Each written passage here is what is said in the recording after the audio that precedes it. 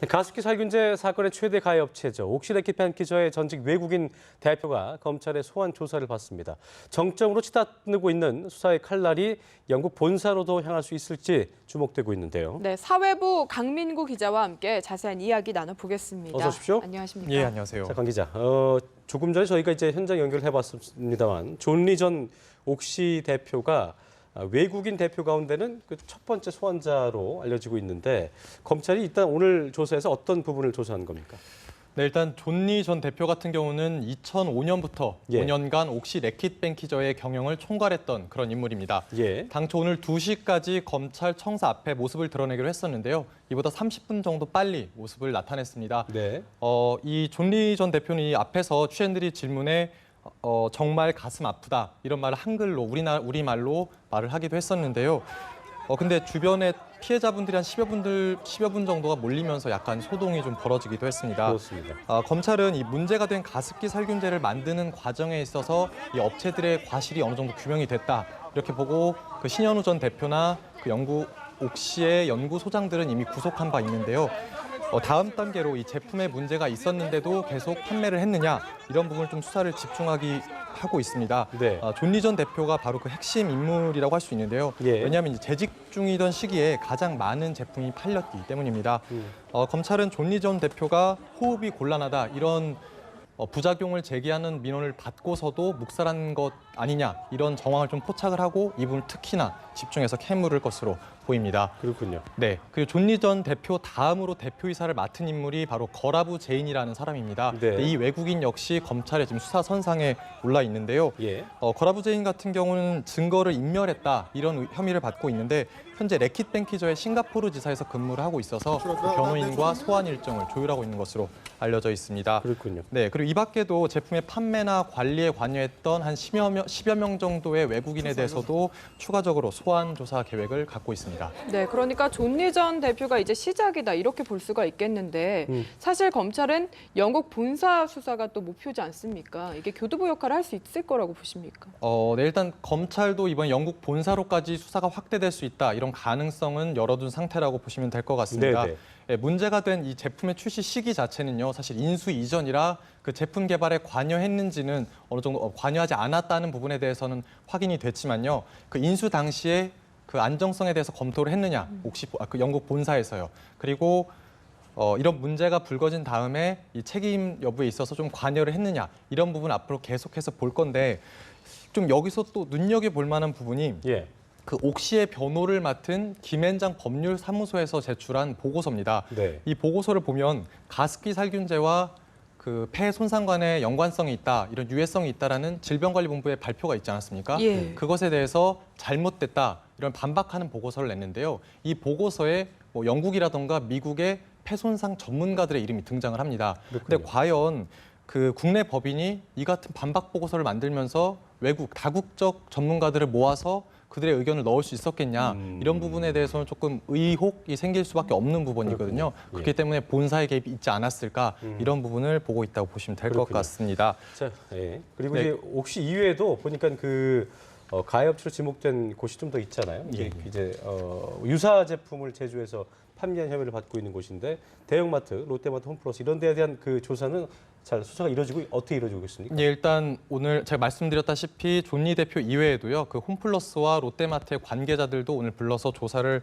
하고 있습니다. 네. 두 업체 같은 경우는 이제 직접 제품을 만들었다기보다는 위탁 업체에 이런 제품을 기획하고 판매할 것을 얘기한 다음에 거기 나온 제품에 자사 브랜드를 달아서 판매하는 이른바 PB 방식, PB 상품을 제조한 형태로 가습기 살균제를 만들었었는데요. 예. 검찰은 아무리 그렇다 그래도 상품 기획 단계부터 이들 업체들이 관여를 했으니 네.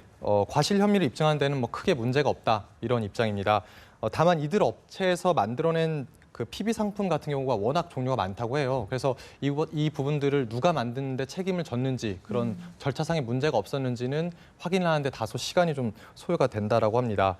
그리고 나머지 한 곳이죠. 세퓨에 대해서도 조금 새로운 사실들이 좀씩 밝혀졌습니다. 예. 세퓨는 최초에 자신들이 덴마크에서 생산된 친환경 물질을 가지고 이 가습기 살균제 제품을 만들었다 이렇게 주장을 했는데 예. 정작 이 농도 조절에 실패를 했습니다. 너무 짙은 농도, 너무 농도를 세게 해서 독성도 셌고요. 그만큼 사용자 대비 피해자도 컸었거든요. 이들 확인 결과 이 세퓨라는 회사에서 사용했던 그 원료가 1년도 안 돼서 700kg 이상 굉장히 많은 양을 소요했던 것으로 나타났습니다.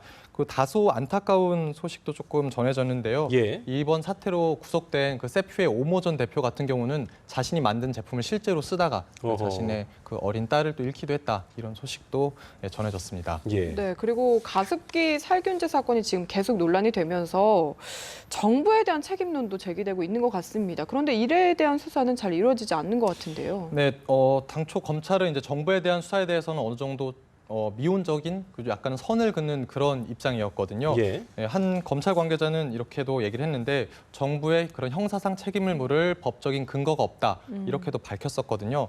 근데 바로 오늘 오전이죠. 오늘 오전에 피해자들이 그 환경부 장관과 그 직원들 당시에 근무했던 사람들에 대해서 그 고발장을 검찰에 접수를 하게 접수를 했거든요. 따라서 이제 정부에 대한 수사는 사실 이제 불가피해졌습니다. 예. 피해자들은 정부가 유해물질 관리에 실패했다, 제대로 하지 못했다 이렇게 주장을 하고 있는데요.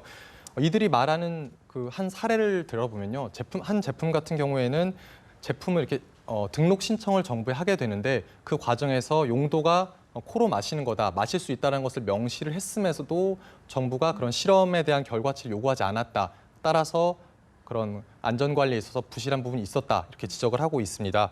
또 이 검찰 고발과는 별도로 지난주였죠. 지난주에 이 피해자들이 한 400분 정도가 모이셔서 그 정부와 다른 업체들 상대로 100억 원대 민사소송도 진행하고 있습니다. 네. 네. 5년간 끌어왔던 사건, 피해자들이 더구나 더 화가 나는 거는 이제 검찰이 이제 와서 수사를 좀 더 세게 하고 관련자들을 소환한다 이렇게 하니까 이제 가해업체들이 뒤늦게나마 보상안들을 내놓은 거, 그러니까 진정성이 있느냐 없느냐 이것 때문에 또 논란이 되고 있는데요. 이 부분은 저한테 어떻게 지금 진행되고 있습니까? 뭐 지금 앞서서도 여러 차례 이제 사과를 한다 이런 공식 취재진 앞에서 그 업체 대표들이 얘기를 한 바 있는데요. 예. 또 지난주에 이런 일 하나 있었습니다. 대전의 한 호텔에서 있었던 일인데요.